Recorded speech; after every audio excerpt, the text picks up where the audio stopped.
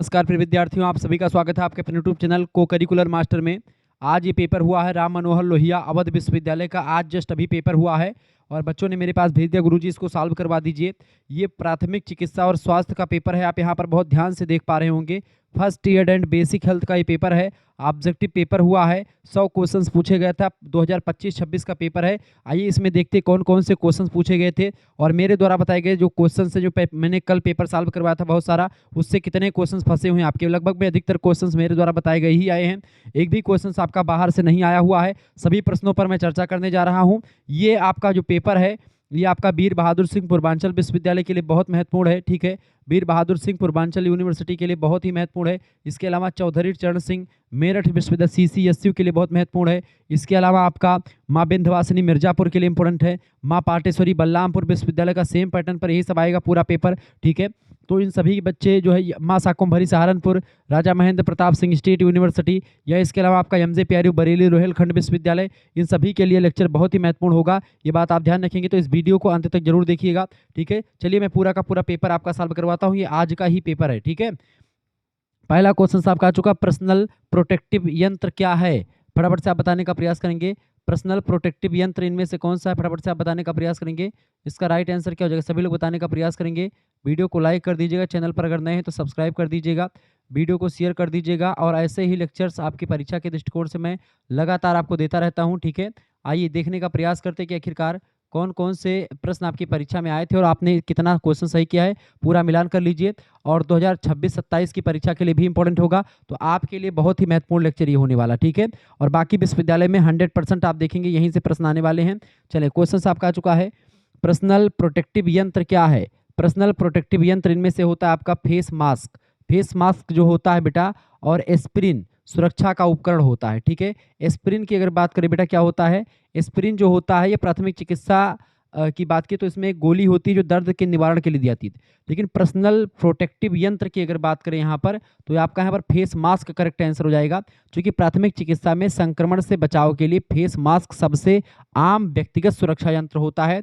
बाकी दवाइयाँ, ड्रेस ये सब तो बाद में आते हैं, फेस मास्क पहले आता, तो ए ऑप्शन लगा दीजिएगा। दूसरा क्वेश्चन आपका आ चुका है, घाव को साफ करने के लिए किसका प्रयोग करते हैं? पानी का, रुई का या सेवलान सोल्यूशन मतलब कि सोल्यूशन का या तेल का? बताएं। दूसरा नंबर प्रश्न, घाव को साफ करने के लिए हम लोग सेवलान सोल्यूशन का प्रयोग करते हैं। इसका सी ऑप्शन जिन बच्चों ने सी लगा दिया उनका बिल्कुल राइट आंसर है। सेवलान क्या होता है बेटा? एक एंटीसेप्टिक घोल होता है जो कीटाणुओं को मार करके संक्रमण को रोकने में मदद करता है। ध्यान रखेंगे इन चीजों को। ठीक है, तीसरा नंबर प्रश्न आपके स्क्रीन पर आ चुका है। प्रश्न है, शरीर में पानी की कमी होने पर या दस्त होने पर किया जाने वाला उपचार को सर्वप्रथम देते हैं? क्या देते हैं? ठंडा पानी, गर्म पानी, पैरासीटामॉल या ORS का घोल? तो आप देखेंगे शरीर में पानी की कमी होने को या फिर जिसको आप डिहाइड्रेशन बोलते हैं उसको हम ORS का घोल देते हैं, ओरल रिहाइड्रेशन सोल्यूशन कहते हैं। शरीर में इलेक्ट्रोलाइट्स और पानी की कमी को पूरा करता है ORS का घोल। फर्स्ट एड किट में भी आपको ये मिल जाता है। ऑप्शन नंबर इसका डी करेक्ट आंसर हो जाएगा। चौथा क्वेश्चन आपसे पूछा गया था, बहुत ही बढ़िया प्रश्न है, हड्डियां टूटने पर सहारा देने के लिए क्या प्रयोग होता है? हड्डियां टूटने पर सहारा देने के लिए क्या प्रयोग में आता है? तो फर्स्ट एड स्प्रिट यानी कि वुडन का प्रयोग करते हैं। ठीक है, first and in sprint, option number इसका सी करेक्ट आंसर हो जाएगा। ठीक है, इसका राइट एंड इस स्प्रिंट एक खपच्ची होती है उसका उपयोग किया जाता है। ठीक है, तो हड्डियों को टूटने के लिए एक प्रकार से स्प्रिंट यानी खपच्ची का उपयोग टूटी हुई हड्डी को स्थिर रखने और सहारा देने के लिए हम प्रयोग करते हैं, उसको वुडन भी कहते हैं। पांचवा प्रश्न आपका आ चुका है, प्रश्न है, शरीर के तापमान की वृद्धि होने पर कौन सी बीमारी हो जाती है? तो शरीर के तापमान की वृद्धि होने पर हमको क्या आता है? बुखार आ जाता है। जब हमारा शरीर जो है सामान्य जो है मनुष्य का जो तापक्रम होता है कितना होता है? कितना होता है बेटा? 37 डिग्री सेल्सियस होता है अगर डिग्री सेल्सियस में देखें तो। लेकिन हम लोग फ़ारेनहाइट में अधिकतर मापते हैं तो 98.6 फ़ारेनहाइट मैंने आपको बताया था। ये मनुष्य के स्वस्थ शरीर का तापमान होता है, इतना गर्म मनुष्य होता है। ठीक है, लेकिन जब इससे ज़्यादा उसका शरीर गर्म हो जाता है तो उसी को बुखार कहते हैं। ऑप्शन नंबर इसका सी करेक्ट आंसर होगा। छठा क्वेश्चन आपसे पूछा गया था, वाहक द्वारा घायल को कैसे लिटाया जाता है? वाहक के द्वारा घायल को कैसे लिटाया जाता है? तो सीधा लिटाया जाता है। ऑप्शन नंबर इसका ए करेक्ट आंसर होगा। कल वाला ही क्वेश्चन आपकी परीक्षा में पूछा गया। घायल व्यक्ति को सुरक्षित रखने के लिए हमको आमतौर पर उसकी पीठ के बल सीधा लिटाया जाता है, तो पीठ के बल सीधा, option number A correct answer हो जाएगा। आगे देखते हैं 7वां नंबर क्वेश्चन आपका आ चुका है। प्रश्न है, यदि दो व्यक्ति घायल हों तो स्थानांतरण कैसे होता है? ये भी प्रश्न आपका कल वाला ही है। तो इसमें हम क्या कर सकते हैं, मदद के द्वारा, दोनों मिलकर के स्वयं, या किसी तीसरे का इंतजार करने पर। देखिए करेक्ट आंसर इसका क्या हो जाएगा, यदि दो व्यक्ति घायल हों तो स्थानांतरण कैसे होता है? मदद के द्वारा, दोनों मिलकर के स्वयं भी कर सकते हैं, और किसी तीसरे का इंतजार करने पर भी। तीनों स्थितियों में आप जो है स्थानांतरण कर सकते हैं। ऑप्शन नंबर इसका डी करेक्ट आंसर का उपयुक्त सभी। 8वां क्वेश्चन आपकी स्क्रीन पर आ चुका है, फटाफट से आप देखेंगे। प्रश्न है, समय में मल त्याग करना किसका लक्षण है? समय से मल त्याग करना किसका लक्षण है? 8वां नंबर करेक्ट आंसर क्या हो जाएगा इसका? तो एक स्वस्थ व्यक्ति का लक्षण होता है समय से मल त्याग करना। ए ऑप्शन इसका राइट आंसर होगा। 9वां नंबर क्वेश्चन आपका, घुटने की पट्टी बांधने की कितनी स्थितियां हो सकती हैं? तो घुटने की पट्टी बांधने की कितनी स्थितियां हो सकती हैं बेटा? 2 स्थितियां हो सकती हैं घुटने की पट्टी बांधने की। कितनी? 2 स्थितियां हो सकती हैं। ठीक है, ये बात आप ध्यान रखेंगे। अगला क्वेश्चन आपका आ चुका 10वां नंबर प्रश्न आपकी परीक्षा के लिए पूछा गया था। हाथ या भुजा को सहारा देने के लिए क्या बांधा जाता है? हाथ या भुजा को सहारा देने के लिए क्या बांधते हैं? तो हाथ या भुजा को सहारा देने के लिए इनमें से किसी को नहीं बांधते हैं। ऑप्शन नंबर इसका डी करेक्ट आंसर हो जाएगा, क्योंकि हाथ को सहारा देने के लिए आमतौर पर क्या बांधते हैं? स्लिंग बांधते हैं। स्लिंग माने होता है त्रिकोणीय पट्टी, या स्लिंग का प्रयोग करते हैं। जो ऑप्शन में नहीं दिया हो तो ऑप्शन नंबर इसका डी लगेगा, उपरोक्त में से कोई नहीं। 11 नंबर प्रश्न, श्वसन तंत्र के अंगों की संख्या। श्वसन तंत्र के अंगों की संख्या 5 होती है। ऑप्शन नंबर इसका बी करेक्ट आंसर हो जाएगा। ठीक है, जिसमें नाक, ग्रसनी, स्वरयंत्र, श्वास नली और फेफड़े जो होते हैं, ये श्वास नली के अंग होते हैं। 12 नंबर प्रश्न आपका आ चुका है, वायु कोश की भित्ति होती है। वायु कोश की भित्ति जो होती है वो कैसी होती है? वो आपकी अत्यंत पतली होती है। सी ऑप्शन इसका लगा दीजिएगा। वायु कोश, जिसको आप एलिवोली कहते हैं, उसकी भित्ति बहुत पतली होती है, ताकि गैसों यानी ऑक्सीजन और CO2 का आदान प्रदान आसानी से हो सके। तो मैंने आपको कल बताया था कि जो है आपका वेन जो है वेरी थिन होती है, मतलब कि जो आपकी वायु कोश की जो भित्ति होती है, ठीक है, जो आपकी वायु कोश यानी कि जो एलिवेली होती है, जहाँ से वायु स्थानांतरित होती है, ठीक है, तो वो आपसे पूछा था कि भाई कार्बन डाइऑक्साइड और ऑक्सीजन किससे आते हैं? तो एलिवेली से आते हैं। 13 नंबर प्रश्न, रुधिर का रंग लाल होने का कारण इनमें से क्या है? खून का रंग लाल होता है हीमोग्लोबिन की वजह से। ऑप्शन नंबर इसका सी करेक्ट आंसर हो जाएगा। हीमोग्लोबिन क्या है? एक प्रोटीन होता है जिसमें आयरन खूब दबा के पाया जाता है। ठीक है, तो इसीलिए ये लाल हो जाता है। 14 नंबर क्वेश्चन आपका आ चुका है। प्रश्न है, शरीर में यानी मानव शरीर में फेफड़ों की संख्या कितनी होती है?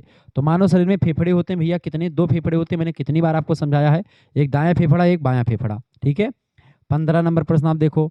प्रश्न, मानव शरीर के प्रथम श्वसनांग बताएं। मानव शरीर के प्रथम श्वसनांग।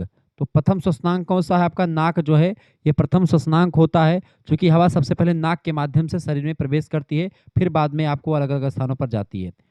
16 नंबर क्वेश्चन आप देखेंगे। प्रश्न आपका क्या चुका बाबू? प्रश्न है, गले की सूजन एक बीमारी है।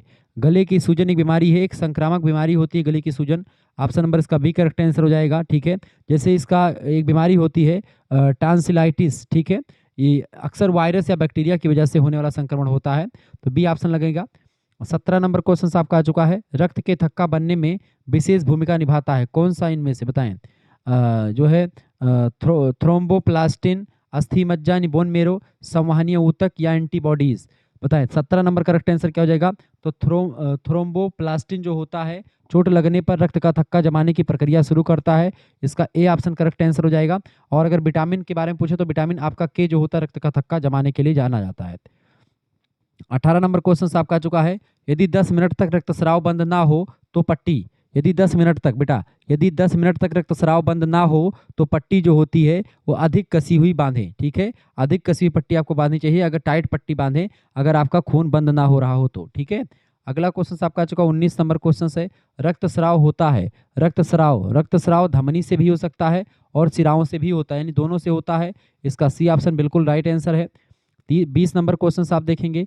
प्रश्न है, सीने के दर्द में डॉक्टर कौन सी दवा का परामर्श देते हैं? तो सीने के दर्द में डॉक्टर जो होते हैं कौन सी दवा का परामर्श देते हैं बेटा? तो नाइट्रोग्लिसरीन, थ्रोम्बोलाइस्टिक दवाएं और रक्त को पतला करने वाली दवाएं, ये तीनों देते हैं। ऑप्शन नंबर इसका डी करेक्ट आंसर होगा, उपयुक्त सभी।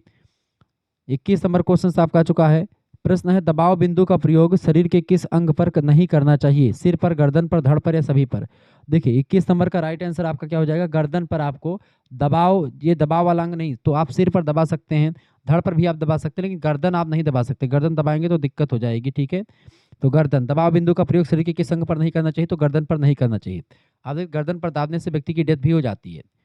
22 नंबर क्वेश्चन आपके स्क्रीन पर आ चुका है। ब्लीडिंग तेज होने पर वह यदि दबाव से भी नहीं रुकता तो किसका प्रयोग करना चाहिए? बताएं फटाफट से। ब्लीडिंग तेज होने पर यदि दबाव से भी अगर खून नहीं रुकता है तो ऐसी स्थिति में हमको टूर्निकेट का प्रयोग करना चाहिए। टूर्निकेट क्या होता है बेटा? टूर्निकेट का उपयोग गंभीर रक्तस्राव को रोकने के लिए किया जाता है। जब अन्य तरीके विफल हो जाए तो टूर्निकेट का प्रयोग हम करते हैं। 23 नंबर क्वेश्चन आपका आ चुका है। रुधिर कणिकाओं में निम्नलिखित में से क्या पाया जाता है? तो रुधिर कणिकाओं में हीमोग्लोबिन पाया जाता है। इसका ए ऑप्शन करेक्ट आंसर हो जाएगा। 24 नंबर प्रश्न आप देखेंगे। घर्षण में रक्तस्राव होता है। घर्षण में रक्तस्राव कैसा होता है? धीमा हो जाता है। ऑप्शन नंबर इसका बी करेक्ट आंसर हो जाएगा। आगे देखते हैं 25 नंबर प्रश्न आपकी स्क्रीन पर आ चुका है। प्रश्न है दर्दनाक पीड़ादायक घर्षण में किसका प्रयोग होता है? दर्दनाक पीड़ादायक घर्षण में किसका प्रयोग होता है? 25 नंबर का करेक्ट आंसर क्या हो जाएगा? दर्दनाक घर्षण में जो है किसका प्रयोग होता है बेटा? लिडोकेन और वेजोकेन, इन दोनों का प्रयोग होता है। सी ऑप्शन लगा दीजिएगा। 26 नंबर क्वेश्चन आपका आ चुका है। प्रश्न है छाती का दर्द बढ़ जाता है।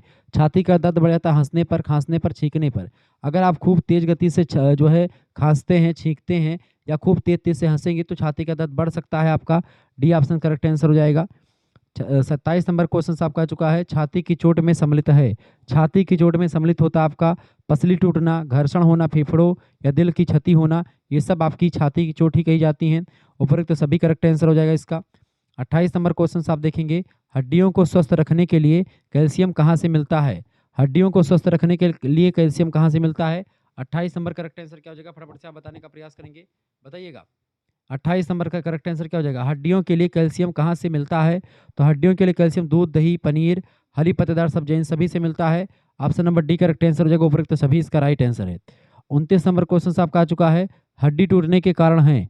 हड्डी टूटने के कारण चोट लगना, लड़ाई झगड़ा करना, दौड़ना या खेलों में भाग लेना, इन तीनों स्थितियों में आपकी हड्डियां टूट सकती हैं। डी ऑप्शन लगा दीजिएगा। उपरोक्त सभी करेक्ट आंसर हो। ये नॉर्मल प्रश्न थे, आप अपनी परीक्षा में अगर चाहते तो बड़े आसानी से कर पाते। ठीक है, सभी क्वेश्चंस आप अगर हमारी वीडियोस को देखे होंगे आसानी से आप कर पाते, कोई दिक्कत नहीं, क्योंकि इतना ज़्यादा आप जो है समझ चुके थे। उपास्थि माने हड्डी। उपास्थि में कार्बनिक पदार्थों का परसेंटेज कितना होता है? तो उपास्थियों में 22% होता है। 22% ऑप्शन नंबर इसका बी राइट आंसर हो जाएगा। 31 नंबर क्वेश्चन आप देखेंगे। प्रश्न है फ्रैक्चर की रोकथाम के उपाय। फ्रैक्चर की रोकथाम के उपाय बताएं, फटाफट से आप बताने का प्रयास करेंगे। फ्रैक्चर की रोकथाम के उपाय पोषण और धूप। बिल्कुल, फ्रैक्चर की रोकथाम के उपाय पोषण एवं धूप जो है होते हैं। ठीक है, ऑप्शन नंबर इसका एक करेक्ट आंसर हो जाएगा। नेक्स्ट क्वेश्चन आपका आ चुका 32 नंबर। व्यायाम से मजबूत होता है क्या? व्यायाम से क्या मजबूत होता है बेटा? व्यायाम से आपकी हड्डियां मजबूत होती हैं। सी ऑप्शन इसका करेक्ट आंसर हो जाएगा। नियमित व्यायाम से हड्डियों का घनत्व जो होता है और मजबूती बढ़ जाती है। 33 नंबर क्वेश्चन आप देखेंगे। प्रश्न है सूजन आने पर किससे कम किया जा सकता है? बताएं किसे? पानी, सिरका, लोशन या बर्फ? सूजन आने पर 33 नंबर, सूजन आने पर जो है बर्फ से कम किया जा सकता है सूजन को। बर्फ से, बिल्कुल, बर्फ से हम सूजन को कम कर सकते हैं। बर्फ की सिकाई से रक्त वाहिकाएं सिकुड़ जाती हैं और सूजन कम हो जाता है। ठीक है, 33 नंबर क्वेश्चन आपका आ चुका है। कौन सी तंत्रिकाएं बाहरी और शरीर के ज्ञान को मस्तिष्क तक पहुंचाती हैं? तो बताएं करेक्ट आंसर क्या हो जाएगा इसका? तो संवेदी तंत्रिकाएं जो होती हैं, सेंसरी नर्वस, ये जो होती हैं अंगों से संकेतों को मस्तिष्क तक ले जाती हैं। तो संवेदी तंत्रिकाएं यानी कि सेंसरी नर्वस, ऑप्शन नंबर इसका ए राइट आंसर हो जाएगा। 35 नंबर प्रश्न आपसे पूछा गया था। मस्तिष्क के भाग होते हैं, मस्तिष्क के 3 भाग होते हैं बेटा, कौन कौन से? मस्तिष्क के 3 भाग होते हैं, अग्र मस्तिष्क, मध्य मस्तिष्क और पश्चिम मस्तिष्क। ठीक है, ध्यान रखेंगे इन चीजों को। तीसरा प्रश्न 36 नंबर प्रश्न आपका आ चुका है।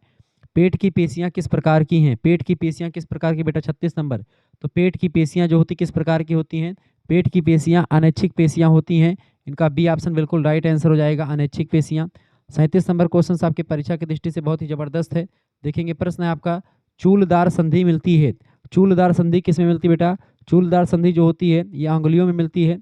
ऑप्शन नंबर इसका सी करेक्ट आंसर हो जाएगा। 38 नंबर क्वेश्चन आप देखेंगे। केंद्रीय स्नायु संस्थान में आते हैं। केंद्रीय स्नायु संस्थान में सीएनएस जिसको कहते हैं, उसमें आपका क्या आता है? मस्तिष्क और मेरुरज्जु दोनों आते हैं। सी ऑप्शन इसका करेक्ट आंसर हो जाएगा। बोथ ए एंड बी दोनों करेक्ट आंसर हो जाएंगे। 39 नंबर क्वेश्चन आपका आ चुका है। प्रश्न है स्नायु संस्थान का आधार है। स्नायु संस्थान का आधार इनमें से क्या होता है? न्यूरॉन्स होते हैं। ऑप्शन नंबर इसका सी राइट आंसर हो जाएगा। 40 नंबर प्रश्न आपकी परीक्षा के लिए बहुत महत्वपूर्ण है। लार में एक पाचक एंजाइम होता है जो कहलाता है। लार में एक पाचक एंजाइम होता है जिसको क्या बोलते हैं, लार में एक पाचक एंजाइम होता है जिसको हम लोग टाइलिन बोलते हैं। क्या बोलते हैं, टाइलिन बोलते हैं। ऑप्शन नंबर इसका बी करेक्ट आंसर हो जाएगा। नेक्स्ट क्वेश्चन से 41 नंबर देखेंगे। प्रश्न है अस्थाई दांत कितने प्रकार के होते हैं। तो अस्थाई दांत बेटा 4 प्रकार के होते हैं। कितने प्रकार के, 4 प्रकार के। पहला होता है आपका कृंतक, दूसरा होता है रदनक, तीसरा होता है अग्रचवर्णक और चौथा होता है आपका चवर्णक। ये 4 प्रकार के दांत होते हैं अस्थाई तौर पर। 42 नंबर क्वेश्चन आपका आ चुका है। दांत कठोर पदार्थ से बने होते हैं जिसे क्या कहते हैं। दांत का जो कठोर पदार्थ होता है उससे क्या बोलते हैं, दंत अस्थि, डेंटल बोन बोलते हैं। बिल्कुल डेंटल बोन बोलते हैं उसको। ऑप्शन नंबर इसका बी करेक्ट आंसर हो जाएगा। ठीक है, इनेमल के नीचे रहते हैं ये। ठीक है, डेंटिन दांत का मुख्य कठोर हिस्सा होता है डेंटिन। ठीक है, ये बात आप ध्यान रखेंगे। आगे बढ़ते और भी चीज़ों को जानने का प्रयास करते हैं। 43 नंबर क्वेश्चन आपका आ चुका है। प्रश्न आपका आ चुका भैया, दांतों को किसके द्वारा पोषक तत्व प्राप्त होता है। दांतों को किसके द्वारा पोषक तत्व प्राप्त होता है, फटाफट से आप बताने का प्रयास करेंगे। दांतों को किसके द्वारा पोषक तत्व जो है अपना प्राप्त होता है। दांतों को पोषक तत्व किसके द्वारा प्राप्त होता है, फटाफट से आप बताने का प्रयास करेंगे। दांतों को किसके द्वारा पोषक तत्व प्राप्त होता है, तो किसके द्वारा बेटा, रुधिर के द्वारा प्राप्त होता है। ऑप्शन नंबर इसका डी करेक्ट आंसर हो जाएगा। ठीक है, दांत के पल्प जो होते हैं, पल्प में रक्त वाहिकाएं पोषण पहुंचाती रहती हैं। ठीक है, तो ऑप्शन नंबर इसका करेक्ट आंसर क्या हो जाएगा, डी ऑप्शन। 44 नंबर क्वेश्चन आप देखेंगे। प्रश्न है मनुष्य का होता है, मतलब मनुष्य होता है कैसा, फटाफट से आप बताने का प्रयास करेंगे। मनुष्य होता है, सभी लोग बताने का प्रयास करेंगे इसका राइट आंसर क्या होने वाला है। सभी लोग बताने का प्रयास करेंगे इसका राइट आंसर क्या होगा भाई, सभी लोग बताइएगा। बहुत ही जबरदस्त क्वेश्चन आपका आ चुका है। कौन सा, 44 नंबर क्वेश्चन आपका आ चुका है बाबू। 44 नंबर क्वेश्चन क्या आपका आ चुका है, तो 43 का करेक्ट आंसर क्या हो जाएगा आपका, डी ऑप्शन हो जाएगा। ठीक है, 44 नंबर प्रश्न क्या दिया हुआ है, मनुष्य होता है एक दंती होता है बेटा या विषम दंती, मनुष्य जो है विषम दंती होता है। इसका सी ऑप्शन 44 का करेक्ट आंसर हो जाएगा। 45 नंबर क्वेश्चन आप देखेंगे। वसा को पचाता है, बताएं वसा को पचाता है कौन, वसा को कौन पचाता है, तो लाइपेज पचाता है। 45 का ये ऑप्शन करेक्ट आंसर हो जाएगा। वसा को कौन पचाता है, लाइपेज पचाता है। ठीक है, ध्यान, लाइपेज एक एंजाइम होता है, वसा के पाचन के लिए जिम्मेदार होता है। अगला क्वेश्चन आपका चुका 46 नंबर क्वेश्चन आप देखेंगे महोदय। प्रश्न है यदि केमिकल से ऊपरी त्वचा जल जाती है, यदि केमिकल से ऊपरी त्वचा जल जाती है तो कौन सी दवा ले सकते हैं। तो ऐसे में हम कौन सी दवा ले सकते हैं बेटा, यदि केमिकल से ऊपरी परत जल जाती है, त्वचा जल जाती है, तो कौन सी दवा ले सकते हैं। 46 नंबर का राइट आंसर क्या हो जाएगा आपका, डी ऑप्शन इसका बिल्कुल राइट आंसर हो जाएगा, ओटीसी। ठीक है, इसके अलावा इब्यूप्रोफेन और एसिटामिनोफेन, ये तीनों दवाएं आप ले सकते हैं। इसका डी ऑप्शन करेक्ट आंसर हो जाएगा। ठीक है, ये ओटीसी दवाएं जैसे जो है इब्रूप्रोफेन, ये सब आपकी सूजन कम करने के लिए जानी जाती हैं। तो डी ऑप्शन इसका राइट आंसर हो जाएगा। 47 नंबर क्वेश्चन आप देखेंगे। प्रश्न आपका आ चुका बाबू। प्रश्न ठंडे तापमान के खिलाफ अपने शरीर को स्वचलित रखता है। ठंडे तापमान के खिलाफ अपने शरीर को स्वचलित रखता है, कौन रखता है, तो हम कैसे रख सकते हैं, खुद को गर्म करने का प्रयास करके। ऑप्शन नंबर इसका ए करेक्ट आंसर हो जाएगा। 47 का जिन बच्चों ने ए लगा दिया है उनका बिल्कुल राइट आंसर आ चुका है। 47 का बिल्कुल ए ऑप्शन, शरीर कांप करके उष्मा पैदा करता है, तो खुद को गर्म करने का प्रयास करना चाहिए हमको। ठीक है, 48 नंबर क्वेश्चन आपका आ चुका है, फटाफट से आप देखेंगे। हाइपोथर्मिया के जोखिम कारकों में शामिल है। हाइपोथर्मिया के जोखिम कारकों में क्या शामिल है बेटा, तो आपका थकान, थकावट, बड़ी उम्र और बहुत कम उम्र, ये सब जो है हाइपोथर्मिया के जोखिम कारणों में शामिल होते हैं। 48 का डी ऑप्शन करेक्ट आंसर हो जाएगा उपरोक्त सभी। 49 नंबर क्वेश्चन आप देखेंगे। प्रश्न आपका आ चुका 49 नंबर प्रश्न है आपका, शरीर को हाइड्रेट रखने के लिए क्या करना चाहिए। शरीर को हाइड्रेट रखने के लिए हमको क्या करना चाहिए, फलों और सब्जियों का रस पीना चाहिए, इलेक्ट्रोल युक्त पानी पीना चाहिए, काफ़ी चाय से हमको बचाव करना चाहिए। करेक्ट आंसर क्या हो जाएगा, डी ऑप्शन, उपरोक्त तो सभी करना चाहिए, यानी कि 49 का भी डी ऑप्शन इसका राइट आंसर हो जाएगा। 50 नंबर प्रश्न आपसे पूछा गया था महोदय। 50 नंबर प्रश्न क्या पूछा गया था, सनबर्न की रोकथाम का उपचार क्या है। सनबर्न मतलब कि जो सूर्य के प्रकाश से आप जल जाओ, उसी को सनबर्न कहा जाता है। तो 50 नंबर बताओ, सनबर्न की रोकथाम का उपाय है इनमें से, देखें, एलोवेरा लोशन या जेल मॉइस्चराइजर का प्रयोग आप कर सकते हैं, या त्वचा को ठंडक पहुंचाने की कोशिश करें आप, दर्द निवारक दवा, या छालों को ना फोड़ करके। बिल्कुल ये तीनों स्थितियां, यानी ये तीनों स्थितियों से आप रोकथाम कर सकते हैं सनबर्न से, सूर्य के प्रकाश से जलने से। डी ऑप्शन इसका, यानी 50 का भी डी ऑप्शन इसका राइट आंसर लग जाएगा आपका। आगे देखते हैं 51 नंबर क्वेश्चन आपकी परीक्षा के लिए बहुत ही महत्वपूर्ण है। 51 नंबर क्वेश्चन आप देखेंगे भैया। प्रश्न आपका आ चुका, एलर्जी से पीड़ित व्यक्ति पर गंभीर असर होने पर उसे तुरंत ले जाना चाहिए।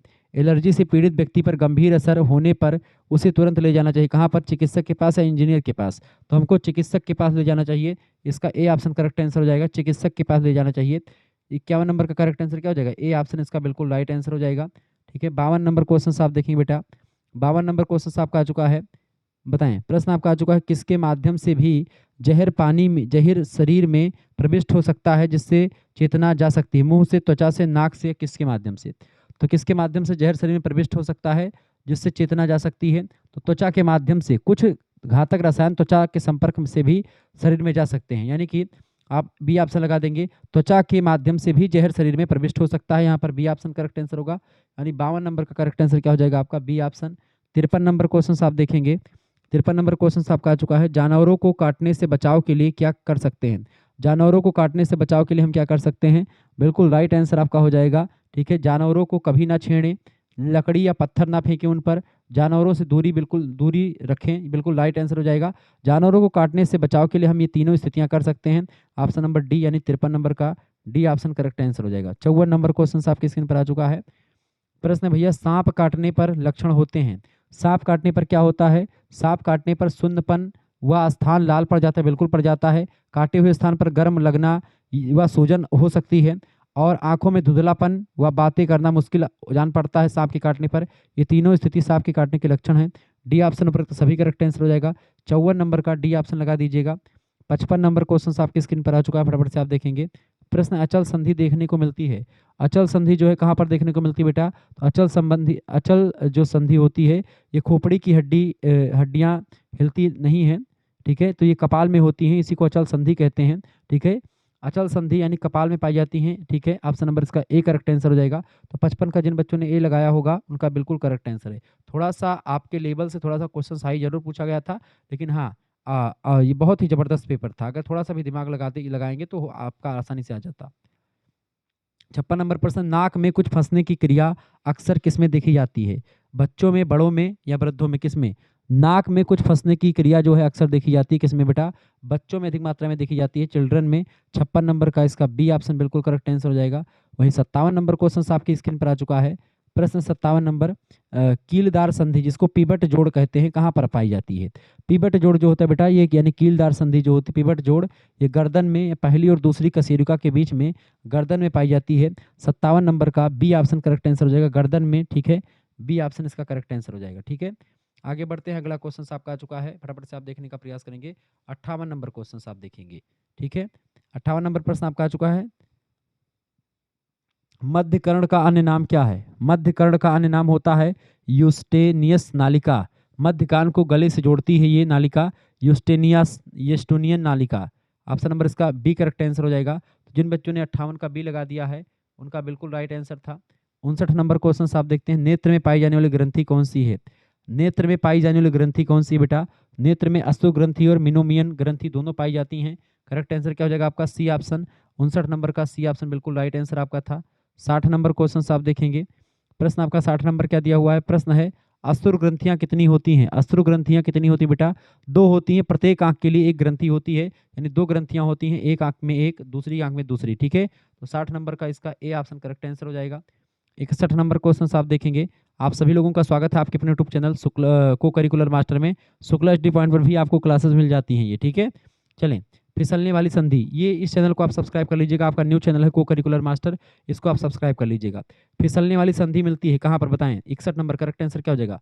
फिसलने वाली संधि मिलती है 61 नंबर, फिसलने वाली संधि मिलती है कलाई और टखनों में। बिल्कुल, कलाई और टखनों दोनों में मिलती है, इसका डी ऑप्शन करेक्ट आंसर हो जाएगा, कलाई और टखनों दोनों में। 61 नंबर का डी ऑप्शन बिल्कुल राइट आंसर आपका आ चुका है। 62 नंबर क्वेश्चन आप देखेंगे महोदय। प्रश्न आपका आ चुका है, सड़क दुर्घटना में लगभग कितने लोग मृत्यु का शिकार होते हैं? तो सड़क दुर्घटना में कम से कम 1.3 मिलियन लोग वैश्विक आंकड़ों के आधार पर अगर देखेंगे तो सी ऑप्शन इसका बिल्कुल राइट आंसर हो जाएगा, यानी 62 का आपका सी ऑप्शन लग जाएगा करेक्ट आंसर। ठीक है, आगे देखते हैं। 63 नंबर क्वेश्चन आपका आ चुका है, किसी व्यक्ति को रेफरल की आवश्यकता कब पड़ती है? तो रेफरल की आवश्यकता कब पड़ती है किसी व्यक्ति को? ठीक है, 63 नंबर बताएंगे। तो कब पड़ती है? जब उसको सांस लेने में तकलीफ हो तब भी पड़ सकती है, बेहोशी या मूर्छा की स्थिति में भी पड़ सकती है, गर्दन की संदिग्ध चोट होने पर भी जो है रेफरल की आवश्यकता पड़ सकती है। डी ऑप्शन लगा देंगे, इसका डी ऑप्शन 63 नंबर का डी ऑप्शन जिन बच्चों ने लगा दिया है उनका बिल्कुल राइट आंसर है। 64 नंबर प्रश्न आपसे पूछा गया था महोदय। 64 नंबर प्रश्न, लगातार ड्राइविंग करते समय कितने घंटे के अंतराल पर विश्राम करना चाहिए? बताएं, इसका राइट आंसर क्या हो जाएगा? कितने घंटे? कम से कम 2 घंटे लगातार ड्राइविंग करें 2 घंटे, तो आप 2 घंटे पे जो है आप विश्राम कर सकते हैं। तो 2 घंटे में ब्रेक ज़रूरी होती है, आप आराम से रुक करके 2 घंटे बाद एक आध चाय वगैरह पी लें, कुछ खा पी लें, फिर चलाएँ, आराम कर लें थोड़ा-सा। बी ऑप्शन करेक्ट आंसर हो जाएगा इसका 64 का, यानी कि 2 घंटे बिल्कुल राइट आंसर है इसका। आगे देखते हैं 65 नंबर क्वेश्चन आपका आ चुका है। प्रश्न यौन शिक्षा देते समय किन-किन तथ्यों पर जो है हमको ध्यान रखना चाहिए? तो यौन शिक्षा देते समय हमको किन-किन तथ्यों पर ध्यान रखना चाहिए बेटा? तो इसका करेक्ट देखें, शरीर शरीर रचना विज्ञान पर, अधोवस्त्रों की आवश्यकता पर और परिपक्वता और शारीरिक परिवर्तन पर, इन सभी पर ध्यान देना चाहिए। इसका डी ऑप्शन करेक्ट आंसर हो जाएगा, ठीक है? तो जिन बच्चों ने डी लगा दिया है 65 का, उनका बिल्कुल राइट आंसर है, ठीक है? अगला क्वेश्चन आपकी स्क्रीन पर आ चुका है। प्रश्न है 66 नंबर, यौन शिक्षा किसके द्वारा दी जाती है? माता-पिता के द्वारा, भाई-बहन के द्वारा, अध्यापक के द्वारा, दोस्त या किसी नज़दीकी व्यक्ति के द्वारा। इन सभी के द्वारा दी जा सकती है। ऑप्शन नंबर इसका डी करेक्ट आंसर हो जाएगा। 66 नंबर का डी ऑप्शन बिल्कुल राइट आंसर है। 67 नंबर क्वेश्चन आप देखेंगे महोदय। 67 नंबर क्वेश्चन आपका आ चुका है। प्रश्न है यौन शिक्षा देते समय आपके जवाब होने चाहिए सीधे, स्पष्ट, छोटे, बिल्कुल राइट आंसर है। ये तीनों करेक्ट आंसर हो जाएगा आपका डी ऑप्शन, ठीक है? 67 नंबर का भी डी ऑप्शन हो जाएगा। 68 नंबर आपका करेक्ट आंसर आपका आ चुका है, ठीक है? 68 नंबर क्वेश्चन आपका आ चुका महोदय। प्रश्न आपका पूछा गया है, माता-पिता बड़े बच्चों से किस विषय पर बात करने से हिचकते हैं? तो यौन शिक्षा पर बात करने से हिचकते हैं। ऑप्शन नंबर इसका बी करेक्ट आंसर हो जाएगा, ठीक है? जिन बच्चों ने बी लगा दिया उनका बिल्कुल राइट आंसर है। तो 68 नंबर का बी ऑप्शन करेक्ट आंसर हो जाएगा, ठीक है? 68 नंबर का बी ऑप्शन करेक्ट आंसर हो जाएगा। 69 नंबर क्वेश्चन आप देखेंगे महोदय। 69 नंबर क्वेश्चन आपका आ चुका है। प्रश्न आप देखें, बढ़िया प्रश्न है। जीवधारियों के लिए के शरीर की में हर समय विभिन्न क्रियाएं होती रहती हैं। इन सभी जैविक क्रियाओं को क्या कहते हैं? तो इन सभी जैविक क्रियाओं को हम कौन सी क्रिया कहते हैं बेटा? इनको हम जो है तंत्रिका या संभावित तौर पर या चयापचय कह सकते हैं। चयापचय, मेटाबॉलिज्म, लेकिन यहाँ पर आपका क्या दिया हुआ है, ठीक है? रिप्रोडक्शन तो होगा नहीं, उत्सर्जी भी हमेशा नहीं करते हैं, प्रजनन भी हमेशा नहीं करते हैं, श्वसन हमेशा आप कर सकते हैं, श्वसन हमेशा आप कर सकते हैं, ठीक है? तो करेक्ट आंसर क्या हो जाएगा इसका? करेक्ट आंसर इसका क्या हो जाएगा बेटा? श्वसन आप कर सकते हैं, जैविक क्रियाओं को कहते हैं। जीवधारियों के शरीर में हर समय विभिन्न क्रियाएं होती रहती हैं, इन सभी जैविक क्रियाओं को कहते हैं। इन सभी एक एक क्रिया होता तो श्वसन लग जाता, लेकिन सभी क्रियाएं तंत्रिका नर्वस सिस्टम से चालू होती हैं, तो इसका डी ऑप्शन बिल्कुल राइट आंसर हो जाएगा, 69 का डी, ठीक है? एक क्रिया होती तो श्वसन लगा सकते थे, लेकिन आपकी सारी क्रियाएं जो थी तंत्रिका तंत्र से ही चलती हैं। पुरुष के जनन अंग हैं वृषण, शुक्र, वाहिनी, शुक्राशय, तीनों होते हैं पुरुष जनन तंत्र के अंग। डी ऑप्शन 70 नंबर का डी लगा देंगे, ठीक है? 70 नंबर का डी ऑप्शन करेक्ट आंसर होगा। 71 नंबर क्वेश्चन आपका आ चुका है। पुरुषों में वृषण जो होता है कहाँ स्थित होता है? उदर गुहा से बाहर, या वृषण कोश में, या अंड कोश में, या इन सभी में? बताएं। तो पुरुषों में जो वृषण होता है बेटा, वृषण माने क्या होता है? जो टेस्टिस होता है उसी को वृषण कहा जाता है। तो ये एक प्रकार से कहाँ पर स्थित होता है? तो वृषण जो है पुरुषों में उदर गुहा से बाहर स्थित होता है। उदर गुहा से बाहर, ए ऑप्शन करेक्ट आंसर हो जाएगा, ठीक है? उदर गुहा से बाहर होता है। तापमान कम करने के लिए ऑप्शन नंबर इसका ए करेक्ट आंसर हो जाएगा, 71 का ए ऑप्शन करेक्ट आंसर हो जाएगा। 72 नंबर क्वेश्चन आपका आ चुका है। यौन आरंभ, प्रश्न है यौन आरंभ के समय किस प्रकार के परिवर्तन होते हैं? यौन आरंभ के समय शारीरिक और संवेगात्मक दोनों प्रकार के परिवर्तन देखने को मिलते हैं। इसका सी ऑप्शन 72 का सी ऑप्शन लगा दीजिएगा। 73 नंबर क्वेश्चन आपकी स्क्रीन पर आ चुका है, फटाफट से आप देखेंगे।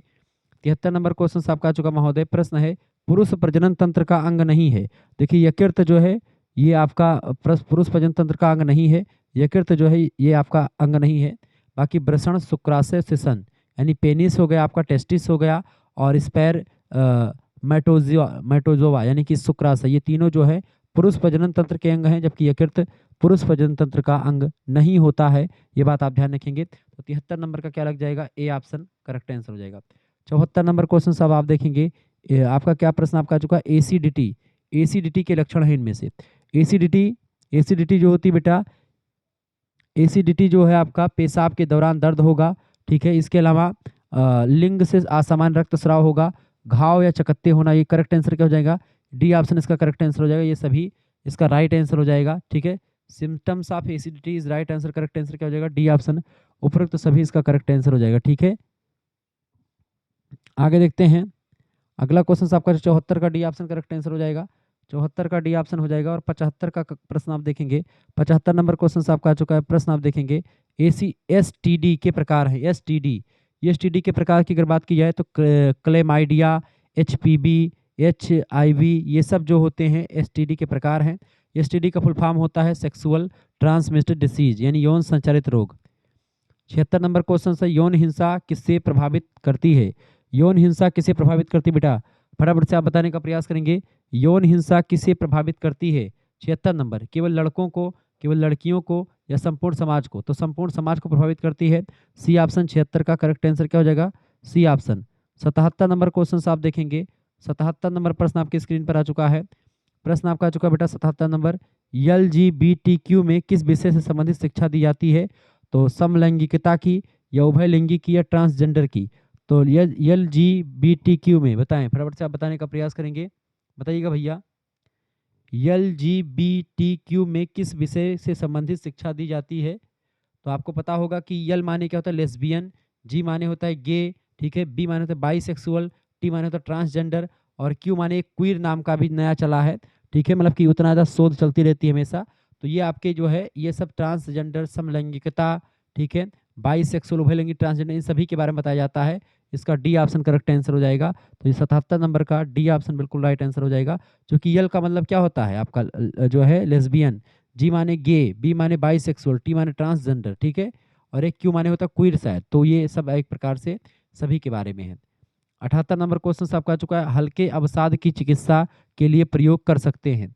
हल्के अवसाद की चिकित्सा के लिए किसका प्रयोग कर सकते हैं बेटा? फटाफट से आप बताने का प्रयास करेंगे। फटाफट से आप करेक्ट आंसर, इसका करेक्ट आंसर क्या हो जाएगा? चलिए बताने का प्रयास करें, इसका राइट आंसर क्या हो जाएगा? सभी लोग बताने का प्रयास करेंगे,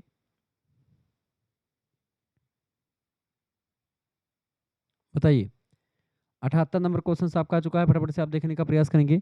प्रश्न है, रॉक थेरेपी हल्के अवसाद की चिकित्सा के लिए किसका प्रयोग कर सकते हैं? बताएं, इसका राइट आंसर क्या हो जाएगा?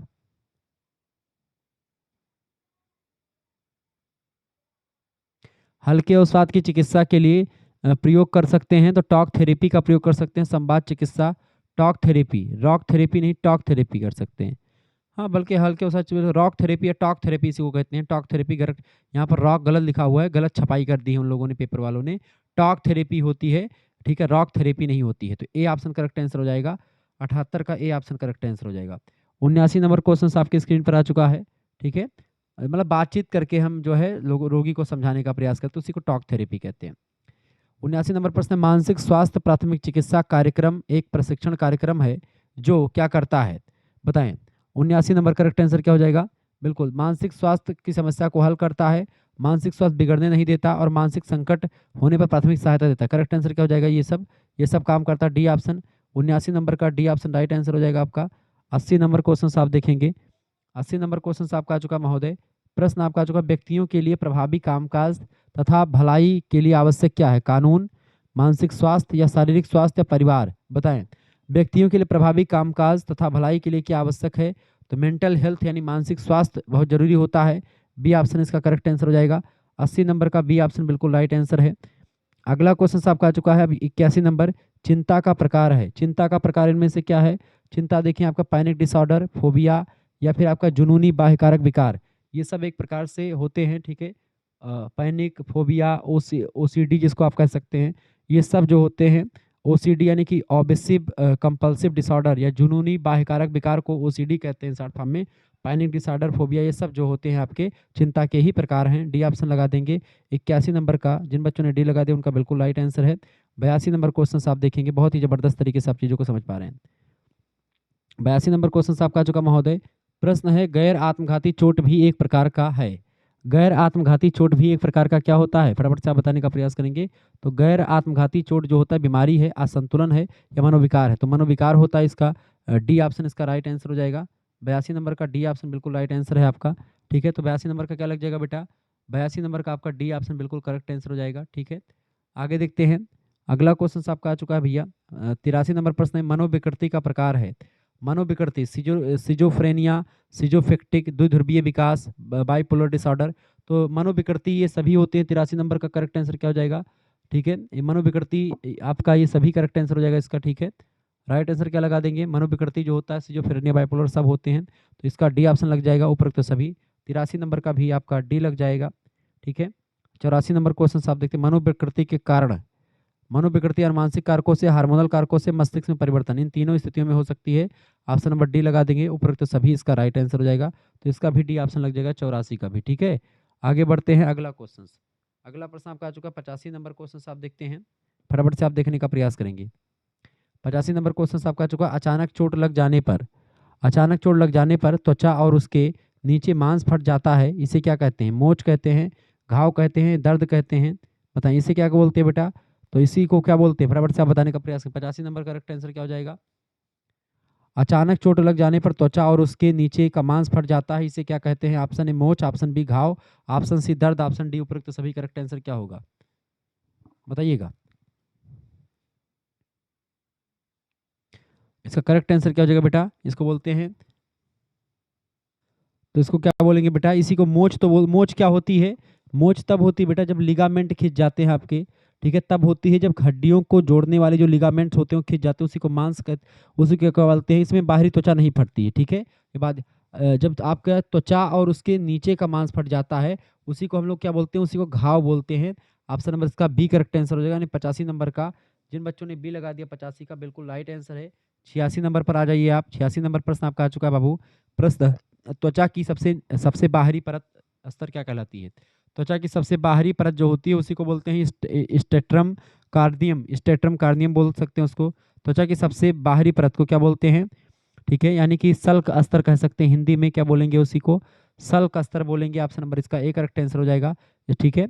A option. 86 नंबर का करेक्ट आंसर क्या हो जाएगा? A option. 87 नंबर क्वेश्चन आप देखेंगे। 87 नंबर प्रश्न आपकी स्क्रीन पर आ चुका है, फटाफट से आप देखेंगे। प्रश्न, त्वचा के कार्य क्या हैं? तापमान नियंत्रण, संवेदना और रक्षा करना, तीनों काम करते हैं त्वचा।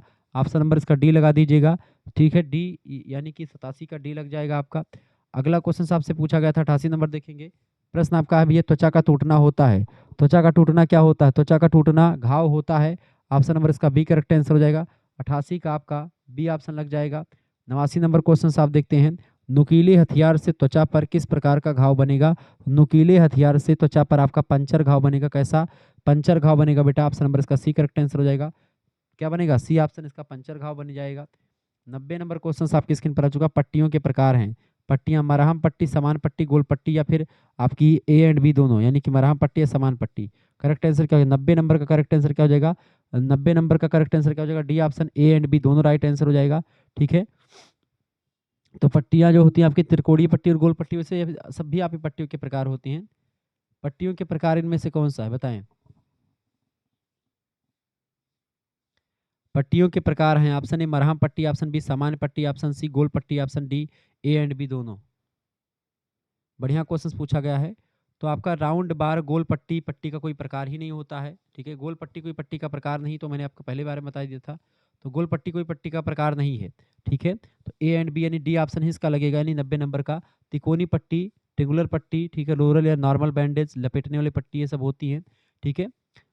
तो ये करेक्ट आंसर आपका मरहम पट्टी, तिकोनी पट्टी को मरहम पट्टी कहते हैं, ठीक है। तिकोनी पट्टी को मरहम पट्टी कहते हैं, ठीक है। समान पट्टी को लपेटने वाली पट्टी नहीं, रोरल बैंडेज कहते हैं। समान पट्टी को रोरल बैंडेज, यानी कि आप कह सकते हैं समान पट्टी, लपेटने वाली पट्टी। मरहम पट्टी को ही हम लोग ट्रिंगुलर पट्टी या ड्रेसिंग पट्टी बोलते हैं, ठीक है। ये बात आप ध्यान रखें। तो यानी कि इसका डी ऑप्शन करेक्ट आंसर हो जाएगा। घुमा करके क्वेश्चन पूछा गया पिछली बार से, तो इसका डी ऑप्शन लगा दीजिएगा। 91 नंबर क्वेश्चन आपका आ चुका है। प्रश्न बढ़िया जबरदस्त पूछा गया था। दवाओं पर निर्भरता किन बीमारियों तथा जटिलताओं को उत्पन्न कर सकती हैं? बताएं। संचारी रोग उत्पन्न कर हो सकते हैं, ठीक है। दुर्घटना या आत्महत्याएं हो सकती हैं, ठीक है, या वित्तीय समस्याएं हो सकती हैं। करेक्ट आंसर इसका क्या हो जाएगा? 91 नंबर का बिल्कुल राइट आंसर आपका लग जाएगा, ठीक है। ये सभी चीज़ें हो सकती हैं, डी ऑप्शन लगा दीजिएगा, उपरोक्त सभी इसका करेक्ट आंसर हो जाएगा, ठीक है। 91 नंबर का भी आपका डी लग जाएगा। 92 नंबर क्वेश्चन आपकी स्क्रीन पर आ चुका है। 92 नंबर प्रश्न आपका, हेरोपेरिडोल तथा फ्लोरोप्रोमा